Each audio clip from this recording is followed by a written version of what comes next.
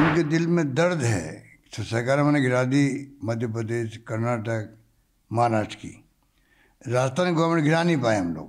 वो जो उनके दिल में दर्द है वो झलकता बार बार पिन पॉइंट करके। देखो धावा बोल दिया और राजस्थान पे, वैसे कैंपेन उन्होंने किया है। सरकार इस बार रिपीट होगी, ये निश्चित है, क्योंकि माई बाप तो जनता होती है। जनता का मूड इस बार रिपीट करने का ही है। मैं केरल गया था, केरल के अंदर 70 साल तक एक बार कांग्रेस एक बार कम्युनिस्ट पार्टी के शासन आते थे। इस बार सिर्फ इसलिए रिपीट हुई कम्युनिस्ट पार्टी गवर्नमेंट कि कोविड में अच्छा काम किया। तो अगर वहाँ के लोग समझदार, हमारे लोग भी कम समझदार नहीं हैं, लोग समझते हैं कि यहाँ भी शानदार काम हुआ कोविड का। बिरोड़ा मॉडल हमारा पूरे WHO तक पहुँच गया।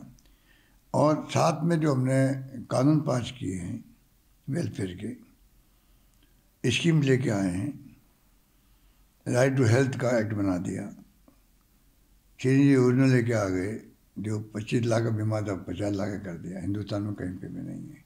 OP लागू कर दिया, जो कर्मचारियों के लिए बहुत बड़ी उपलब्धि है उनके लिए, क्योंकि उनकी सिक्योर हो गई रिटायरमेंट के बाद लाइफ।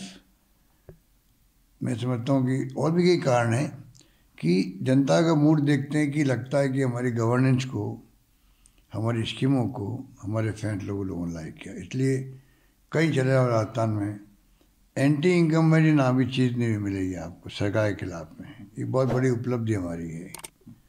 तो अगर सरकार के विरोध में कोई लहर नहीं लग रही है तो संभावना ये है कि आप सरकार बनाओगे वापस। सर लोग यही कहते हैं कि एंटी इनकम्बेंसी कैंडिडेट्स हैं, MLAs हैं, उनके खिलाफ नहीं, वो भी मैं समझता हूँ कि देखिए, एक तो झूठा बदनामी बहुत किया गया जानबूझ के RSS BJP ने। MLA के बारे में कह रहा था कि भाई 40 दिन तक हमारे साथ रहे थे वो। जिस प्रकार BJP का जो षड्यंत्र है सरकार गिराने का, हॉर्स ट्रेडिंग करके मध्य प्रदेश, महाराष्ट्र, कर्नाटक सरकार गिरा दी। 50 बार MLA टूट गए वहाँ पर। कोई 25 करोड़ की बात करे, कोई 30 करोड़ की बात करे, 35 करोड़ की बात करता है। हमारे यहाँ पहली किस्त 10 करोड़ की थी। अगर MLA कोई साथ दे उनका तो सरकार गिर जाती हमारी। एक MLA छोड़ के नहीं गया हमें। अगर वो करप्ट होते तो 10 करोड़ रुपए कौन छोड़ता। तो ये बकवास है कि भाई सब करप्ट लोग थे। हाँ, करप्शन कहाँ नहीं होता है, कहीं थोड़ा बहुत हो सकता है। इसलिए वो जो लोग उम्मीद करते थे कि टिकट रिपीट होंगे तो लोग रिवोल्ट करेंगे, वो रिवोल्ट भी नहीं हुआ, बल्कि ज़्यादा रिवोल्ट हुआ BJP के अंदर हुआ है।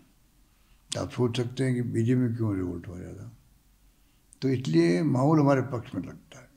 प्रधानमंत्री जी हो जो कोई हो, कोई ज़माना था 1 मीटिंग या 2 मीटिंग करते थे राज्यों में।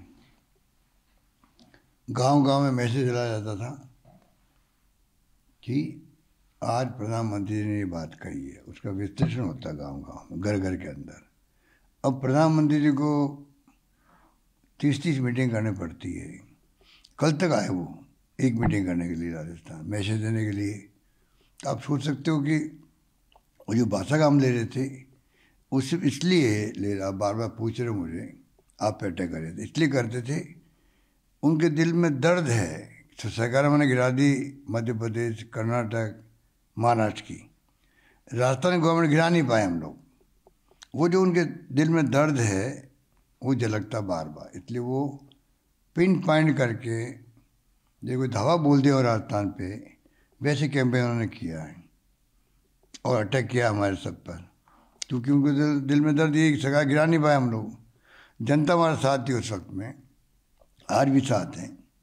हाईकमान पूरा मैनेजमेंट किया और आप देखा कि लाख कोशिश करने के बावजूद भी असेंबली सेशन बुलाने तक रोका गया, तब भी सरकार गिरी नहीं उनसे। इसलिए वो दर्द है, इसलिए वो सब अटैक हो रहा है हमारे ऊपर। सर आखिरी और बड़ा महत्वपूर्ण सवाल, जनता से क्या कहेंगे आज जब मतदान करने जाए जनता, तो क्या अपील रहेगी? मैं एक अपील करूंगा कि अगर छोटी बड़ी गलती भी कहीं हुई है, मान लीजिए गलती मुझसे भी हो सकती है, पर आपको अभी राज्य के हित को देखते हुए, राज्य के इंटरेस्ट के अंदर जब हमने सुशासन दिया है, इतनी अच्छी स्कीम दी है, हम चाहेंगे सरकार रिपीट होगी तो ही ये स्कीमें वापस मजबूत होगी। वरना कई स्कीमों तो सगा आते ही वो ख़त्म कर देते हैं। हमारे पहले भी रिफाइनरी बंद कर दी, मेट्रो बंद कर दिया, कई काम बंद कर दिए हमारे। उनकी फितरत में यही बातें हैं।